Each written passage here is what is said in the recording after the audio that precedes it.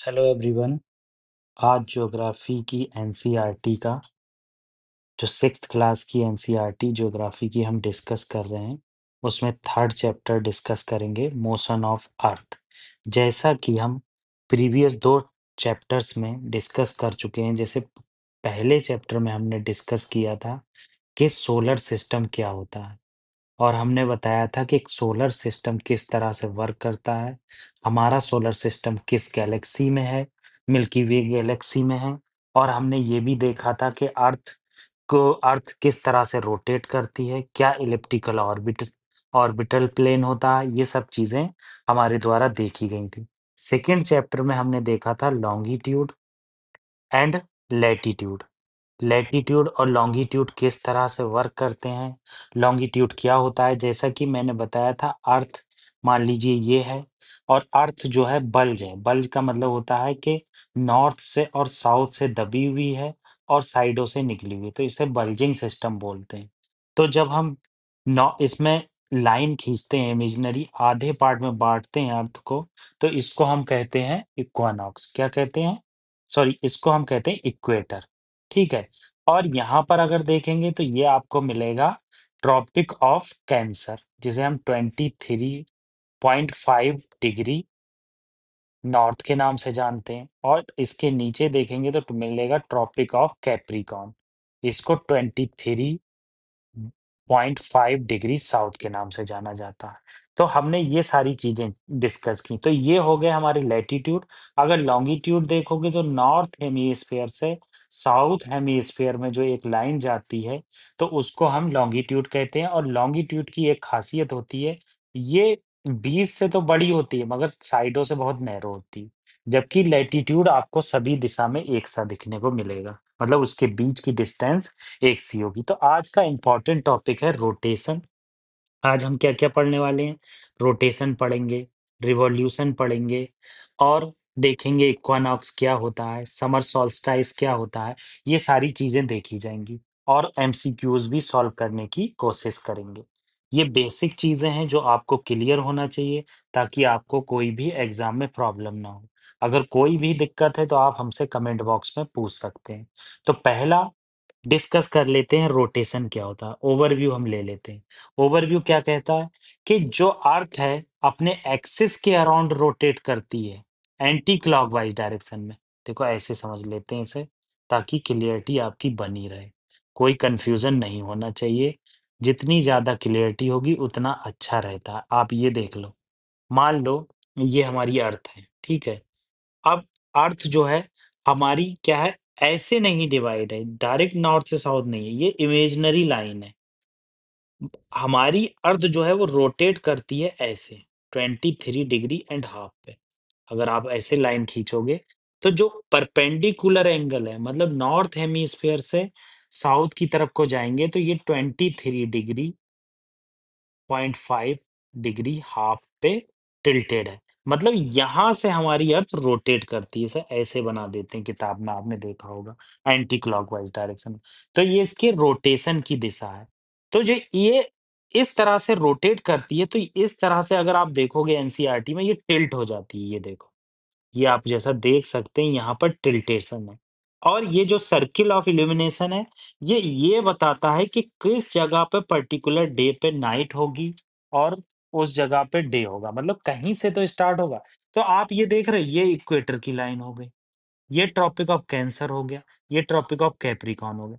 तो क्या होता है, जब अर्थ अपनी दिशा टिल्टेड होती है तो ये हेल्प करती है हमारे डे एंड नाइट में, मतलब किस तरह से डे होंगे और किस तरह से नाइट होंगे। अभी भी बच्चों को कंफ्यूजन होगा कि सर कहना क्या चाह रहे हैं। जैसे मान लो ये सूरज है, अब सूरज से ये अर्थ है। अब अर्थ जो है टिल्टेड है, अगर टिल्टेड नहीं होगा तो क्या होगा, वो अपने इस सर्किल ऑफ इल्यूमिनेशन जो ये दिया गया है, नॉर्थ साउथ इमेजिनरी लाइन, यहाँ रोटेट करेगा।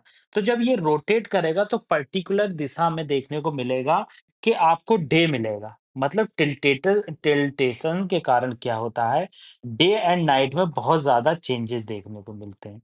इससे क्या होता है, हमारे इससे क्या होता है कि हमारे अर्थ के जो रोटेशन है वो पता लगता है और इससे हमें पता लगता है कि किस तरह से हमारी अर्थ रोटेट करती है, ठीक है? डेली मोशन होता है, आप यहाँ पर ये चीज़ देख सकते हैं। तो इससे क्या जब अर्थ रोटेट कर रही है तो हम देखेंगे कि जब अपनी दिशा में रोटेट करती है एंटी क्लॉकवाइज़ में तो ये इस तरह से क्या होता है, धीरे-धीरे रोटेट करती है। जब धीरे-धीरे करती है तो मान लो अभी यहाँ पर दिन है, अब ये रोटेट करके दूसरी दिशा में पहुँच गई, तो यहाँ दिन हो जाएगा। तो इससे डे एंड नाइट अच्छे से डिसाइड हो पाते हैं, ठीक है? अदर इम्पोर्टेंट चीज़ मान लो, रिवॉल्यूशन मान लो, अभी रिवॉल्यूशन डिस्कस नहीं कर रहे हैं, अगर रिवॉल्यूशन अगर ले लें हम, तो रिवॉल्यूशन क्या होगा, ये सूर्य है, ये सन है और सन के चारों तरफ ये अर्थ रोटेट कर रही है।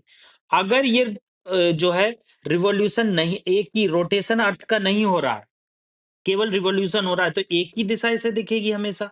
जब एक ही साइड इसको दिखेगी तो क्या होगा, एक तरफ हमेशा सूरज रहेगा और दूसरी तरफ जो शैडो एरिया है, वहां सूरज नहीं रहेगा। इससे क्या होगा, उस जगह पर आपको बहुत सारा क्या होगा, ठंड देखने को मिलेगी। यही चीज़ हम सब आगे डिस्कस करेंगे। तो यहाँ पर क्या बताया गया है, रोटेशन के बारे में बताया गया है, जो वेस्ट से ईस्ट में होता है जिसे एंटी क्लॉकवाइज़ डायरेक्शन कहते हैं और रिवॉल्यूशन क्या होता है, जो सन के अराउंड इलिप्टिकल ऑर्बिट में अर्थ हमारी घूमती है। जैसा कि मैंने यहाँ समझाया कि किस तरह से सन के अराउंड इलिप्टिकल ऑर्बिट में हमारी अर्थ घूमती है, ये सब हम देखेंगे। समर सोल्स्टिस क्या होता है, नॉर्थर्न हेमिस्फीयर में किस तरह से विंटर होती है।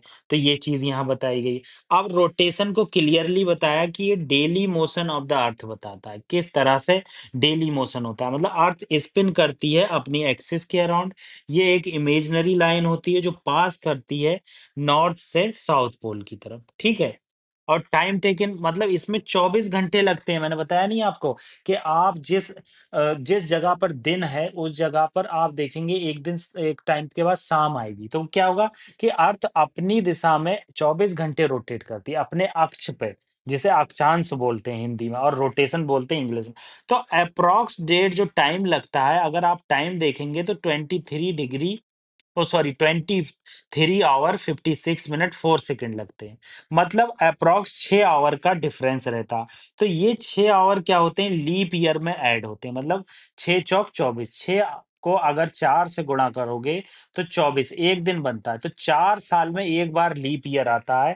तो फ़रवरी में आप देखोगे कि किस तरह से फ़रवरी 29 की ना होकर 29 की होती है। तो ये इम्पोर्टेंट चीज़ है जो आपको पता होना चाहिए। तो ये चीज़ यहाँ पर बताई गई। एग्ज़ाम्पल इन्होंने बच्चों के लिए रख दिया है कि जैसे कि स्पिन करती है, top spinning in a place, earth rotate इस तरह से रोटेट करती है, मतलब स्पिनिंग जैसे होती है किसी गेंद की, ठीक है? आगे क्या बताया गया? रोटेशन के इफ़ेक्ट क्या-क्या होते हैं? अब रोटेशन के इफ़ेक्ट में बताया है day and night. One half of the earth faces the sun and other half remain the shadow. जैसे कि मैंने बताया कि किस तरह से पहले हाफ पर आपको सूरज की रोशनी आती हुई दिखेगी और दूसरे हाफ में आप देखेंगे कि सूरज की रोशनी बिल्कुल नहीं पहुंचती है। तो उसको हम कहते हैं डे एंड नाइट में रोटेशन हेल्प करता है, ना कि रिवॉल्यूशन। ये याद रखना है, ये क्वेश्चन पूछता है यूपीएससी इस तरह से। सर्किल ऑफ इल्यूमिनेशन क्या होता है? इमेजिनरी लाइन जो होती है, ये सर्किल ऑफ इल्यूमिनेशन था ये, जहाँ से डे और नाइट स्टार्ट होते हैं, कहाँ गए? ये देखिए। The imaginary line that separate the lighted and dark half of the अर्थ। मतलब कैसे डार्क हाफ अर्थ का किस तरह से वर्क करेगा और लाइटेड पार्ट किस तरह से वर्क करेगा।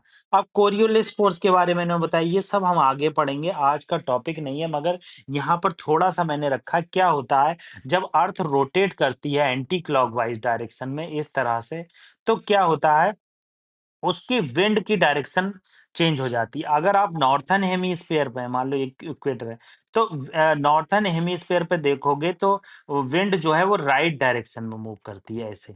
और जबकि आप साउथर्न हेमिस्फीयर में हैं, तो ये जो है आपकी लेफ्ट डायरेक्शन में मूव करती है ऐसे। ठीक है? तो इस तरह से ये कोरियोलिस फ़ोर्स होता है जो अर्थ पर लगता है, उसकी वजह से ये रोटेशन देखने को मिलता है विंड का। एग्ज़ाम्पल बताया गया है, wind blowing from equator toward pole when due to earth rotation. कह रहे हैं विंड जो है वो ब्लो करती है और वो बेंड हो जाती है, वो किसकी वजह से बेंड हो जाती है? अर्थ की रोटेशन की वजह से। कोई भी चीज़ समझ में नहीं आती है तो हम आपको ज़रूर बताएँगे। ये देखो, ये एक प्लेन है। प्लेन ऑर्बिटल प्लेन है और ये हमारी एक इमेजिनरी लाइन है, मैंने आपको बताया। ये जहाँ से अर्थ हमारी रोटेट कर रही है, तो यहाँ देखोगे ये 23 डिग्री एंड हाफ पर क्या है? टिल्टेड है। और आप बेस से देखोगे तो 66 डिग्री एंड हाफ पर जो है टिल्टेड है। तो ये आपको पता होना चाहिए, ये पूछता है UPSC, basic basic question UPSC के द्वारा पूछे जाते हैं। अब अर्थ के एक्सिस और टिल्टेटस टिल्ट की बात की है।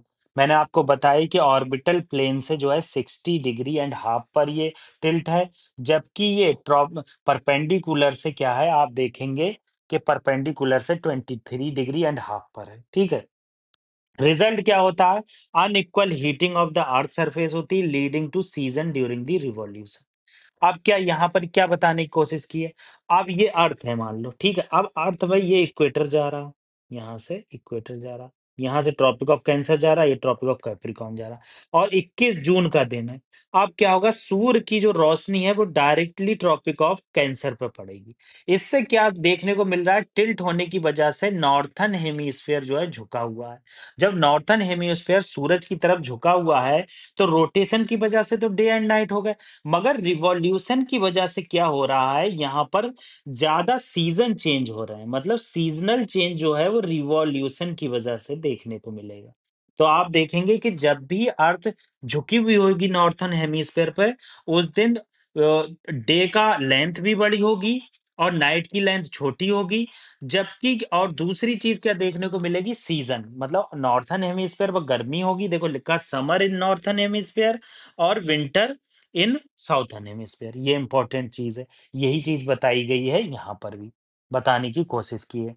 ठीक है, रिवॉल्यूशन के बारे में यही बात बता दी गई है इन्होंने आगे। Yearly motion of the earth, earth का जो मोशन होता है उसको हम रिवॉल्यूशन करते हैं। अर्थ जो है वो इलिप्टिकल मूवमेंट करती है अराउंड दी सन। मैंने आपको बताया इलिप्टिकल मूवमेंट क्या होता है। ये सन है अगर, तो एकदम गोल नहीं मूव करेगी, थोड़ा टेढ़ा टेढ़ा, बल्जिंग सिस्टम की तरह। तो ये इलिप्टिकल मूवमेंट कहलाता है। लीप ईयर के बारे में इन्होंने बता दिया, जो 6 घंटे हैं वो 4 साल में ऐड होते हैं, और उस 4 साल में एडिशन की वजह से आप लीप ईयर जो देखेंगे वो आपको देखने को मिलेगा 29 का, फरवरी 29 की देखने को मिलेगी। आगे क्या बताया गया ये मैंने आपसे डिस्कस कर दिया, किस तरह से समर सोल्स्टाइस, और यहाँ पर डे एंड नाइट बताया मैंने आपको, समर सोल्स्टाइस बताया, अभी विंटर सोल्स्टाइस के बारे में डिस्कस करेंगे। अब क्या है? अगर अर्थ रोटेट नहीं करती है, ये मैंने आपको पहले ही बताया, अगर अर्थ रोटेट नहीं करती है, अब ये मान लो अर्थ है, ये रोटेट नहीं कर रही, ये सन है और ये यहाँ से टिल्टेड भी है, चलो मान लो। तो क्या होगा जब अर्थ रोटेट ही नहीं कर रही, तो इसका ये वाला फेज जो है वो सूरज की तरफ रहेगा, रिवॉल्यूशन कर रही है अर्थ, मगर जो ये वाला फेस है ये हमेशा सूरज की तरफ रहेगा। उसकी वजह से क्या होगा? इस फेस पर हमेशा गर्मी रहेगी और इस फेस पर हमेशा ठंड रहेगी। ठीक है, यही चीज यहाँ पर बताई गई है कि हाफ में आपको डार्कनेस हमेशा रहेगी और दूसरे हाफ में अगर आप देखेंगे तो continuous bringing the warm, region गर्म रहेगा। अब रिवॉल्यूशन की बात की, रिवॉल्यूशन क्या है? रिवॉल्यूशन मैंने बताया सन के चारों तरफ मूवमेंट को रिवॉल्यूशन कहते हैं। इन्होंने फिर से वही बात जोड़ दी है कि 6 आवर जो है वो पर डे बढ़ता है और 4 साल में 6 आवर जुड़कर एक दिन बनता है। डू यू नो में ये बहुत अच्छी बातें बताई गई हैं, जैसे आर्यभट्टा जो हमारे पहले एस्ट्रोनॉमर थे, उन्होंने ही पहली बार बताया था कि अर्थ राउंड शेप की है और वो रोटेट करती है अपनी एक्सिस पर, जबकि लोगों ने नहीं माना था। ठीक है, अब हम देख लेते हैं विंटर सोल्स्टाइस। हमने समर सोल्स्टाइस देख लिया कि किस तरह से अर्थ नॉर्थर्न हेमिस्फीयर पर टिल्टेड है और उसकी वजह से क्या हो रहा है, 21 जून के दिन लॉन्गेस्ट डे देखने को मिल रहा है नॉर्थ में, और डे की लेंथ भी ज्यादा है समर सोल्स्टाइस की वजह से, और नॉर्थर्न हेमिस्फीयर पर समर भी देखने को मिल रही है, जबकि साउथर्न हेमिस्फीयर पर विंटर देखने को मिल रही है। ठीक है, अदर इंपॉर्टेंट चीज देखो क्या है कि नॉर्थर्न हेम अब विंटर सोल्स्टाइस की बात कर लो। विंटर सोल्स्टाइस 22 दिसंबर के दिन होता है, जबकि नॉर्थर्न हेमिस्फीयर वो बहुत ठंड पड़ती है। तो नॉर्थर्न हेमिस्फीयर क्या है? टिल्ट होता है, ये जो है इसके इस साइड में मूव कर जाता है, जबकि साउथर्न हेमिस्फीयर सन की तरफ होता है पास में और टिल्टेड है। तो यहाँ रोशनी ज्यादा पड़ती है ट्रॉपिक ऑफ कैप्रिकॉर्न पर, और इसकी वजह से ऑस्ट्रेलिया में आप देखोगे तो जब अपनी तरफ विंटर होती है तो वहां पर गर्मी देखने को मिलेगी, इसीलिए यहाँ पर समर बोला गया। अब इक्वानॉक्स देख लो, इक्वानॉक्स कुछ नहीं होता है, यहाँ पर इक्वल डे, इक्वल नाइट होता है, इसीलिए इसका इक्वानॉक्स नाम रखा गया है, क्योंकि यहाँ पर इक्वल डे मिलेगा और इक्वल नाइट देखने को मिलेगी। यहाँ डायरेक्टली जो है लाइट पड़ती है अर्थ पे, और अर्थ पे लाइट पड़ने की वजह से क्या होता है कि आपको सभी जगह इक्वल डे, इक्वल नाइट देखने को मिलेगी और रोशनी भी बराबर ही देखने को मिलेगी। तो इस चैप्टर में यही चीज़ें बताई गई हैं। आगे क्या बताया गया, इलिप्टिकल ऑर्बिट, वही चीज़ दोहराई गई है बार-बार। ये समराइज़ करने की कोशिश की है कि रोटेशन क्या होता है। मैं इसके नोट्स आपके इंस्टाग्राम चैनल पे भी डाल दूँगा। इंस्पायर आईएएस के, और हम इस पे टेलीग्राम चैनल पे भी डाल देंगे और आपसे डिस्कस भी करेंगे कि कौन-सा पॉइंट मिस हो गया। अर्थ का टिल्टेशन बताया है, ये समराइज़ किया है, सोल्स्टिस और इक्विनॉक्स क्या होता है। तो ये चीज़ें हमने सारी इस चैप्टर की डिस्कस की। एनसीईआरटी 6th क्लास ज्योग्राफी का 3rd चैप्टर हमने कंप्लीट कर दिया।